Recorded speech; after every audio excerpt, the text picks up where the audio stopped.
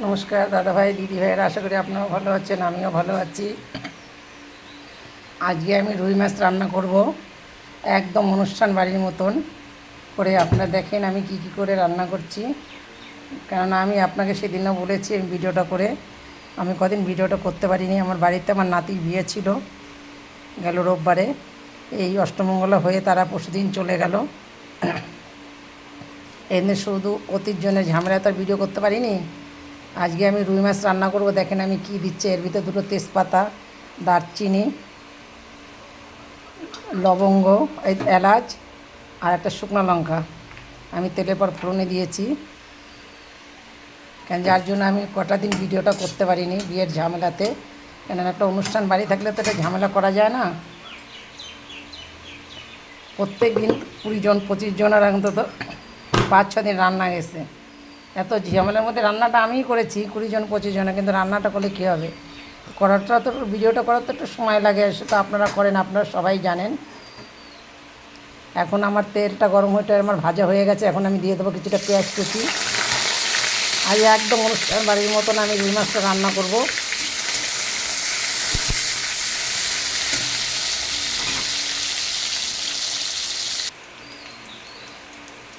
এখন আমার পেঁয়াজটা ভাজা হয়েছে, আমি এর ভিতরে দিয়ে দেবো টমেটোটা।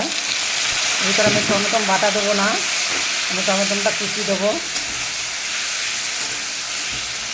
আজকে রান্না একদমই আমার অল্প অল্প রান্না, তাও 4 রকমের রান্না হচ্ছে। ইঁচড় করেছি, কুমড়ো ফুলের বড়া করেছি, পাট শাক করেছি, এখন মাছের ঝোল। চাটনিটা বাদ, এই গরমের মধ্যে একটু আমের চাটনি করি আমি প্রত্যেক দিনে একটু একটু, কারণ খাওয়ার শেষে একটু আমের চাটনি না হলে ভালো লাগে না। এখনও চাটনিটা করিনি, ওইদিকে রান্নাটা আমার হয়ে গেছে। এটা রান্না করে তারপরে আবার চাটনিটাকে করে নেব। আমার এটা কিন্তু ভাজা হয়ে গেছে।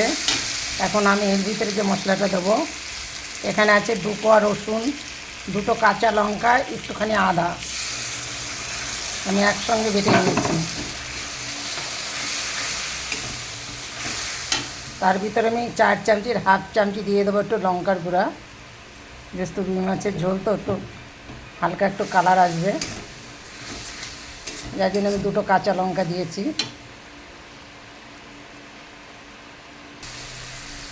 আমার মশলা কিন্তু ভাজা হয়ে গেছে।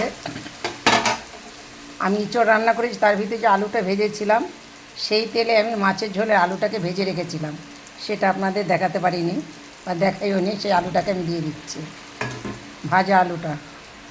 এখন এর ভিতরে আমি দিয়ে দিচ্ছি একটু হলুদ,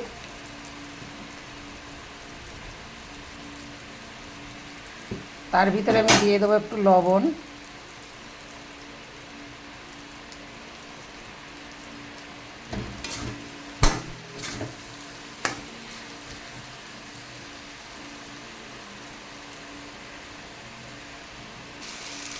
আমার এটা ভাজা হয়ে গেছে ভালো করে।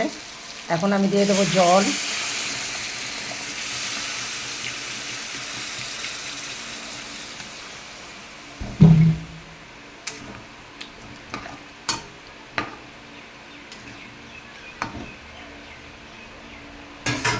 এখন আমার জল দেওয়া হয়ে গেছে, আমি এটাকে এখন ঢেকে দেবো।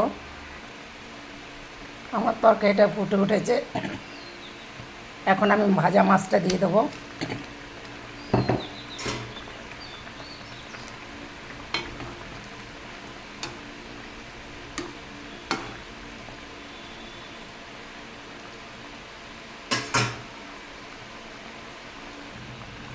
এখন আমার মাছের ঝোলটা কিন্তু হয়ে গেছে। আমি এরপরে দেবো একটু গরম মশলা, কিন্তু গরম মশলাটা আমি কী করে দিচ্ছি আপনারা দেখেন। এখন সম্পূর্ণ আমি মাছটা আলুটা তুলে নেব, এখানে কিন্তু ঝোলটা কিন্তু থেকেই যাবে। মাছটা আলুটাকে আমি শুধু তুলে নেব। অনুষ্ঠান বাড়ি দেখবেন এইভাবে কিন্তু রান্না করে, যে কোনো বিয়েবাড়ি আপনি খেতে যাবেন এইভাবেই রান্না করে। যে ব্রাহ্মণে রান্না করে দেখবেন সেই ব্রাহ্মণে কিন্তু ঘি লেখে, কারণ মাছের ঝোলে মাংসতে কিন্তু এইভাবে ঘি সিস্টেমটা দেয়। আমি সম্পূর্ণটা কিন্তু তুলে নিচ্ছি, এই দেখেন।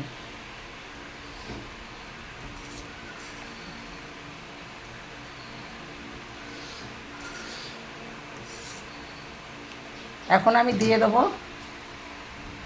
এর সাথে গরম মশলা, এর সাথে আমি দিয়ে দেবো এই ঝোলটা যে আছে, যে মাছ আলুটা আমি নামিয়ে নিয়েছি, যে ঝোলটা আছে, এই ঝোলটাকে দেখেন আমি গরম মশলা কার সাথে দিচ্ছি।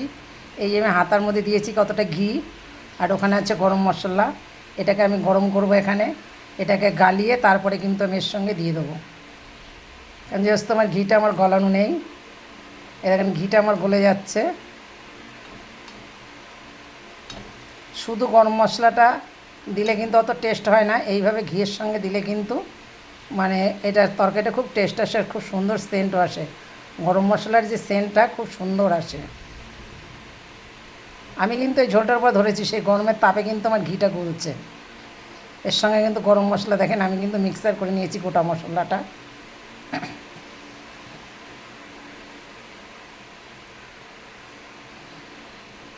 আমার কিন্তু ঘিটা গলে গেছে। এখন আমি এর ভিতরে দিয়ে দেবো, এই দেখেন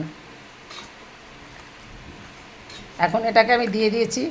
এটা কিন্তু এখন এখন উতরাবে, উতরে কিন্তু একটা ফেনা হবে।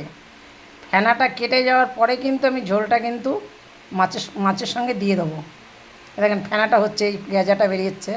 এই গেজাটা আমার যখন কমে যাবে তখন আমি মনে করবো এটা আমার ফুটে গেছে, তখন আমি ঝোলের সঙ্গে দিয়ে দেবো। এই যে আমি ছেঁকে রেখে দিয়েছি মাছটাকে, এই যে দেখুন সম্পূর্ণ ঝোল থেকে তুলে নিয়েছি।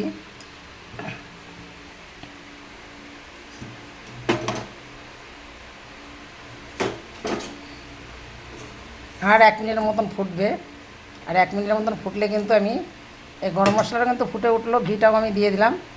এখন কিন্তু আমার এটা হয়ে গেছে। এখন কিন্তু আমি মাছের সঙ্গে কিন্তু ঢেলে দেবো এই ঝোলটাকে, দেখেন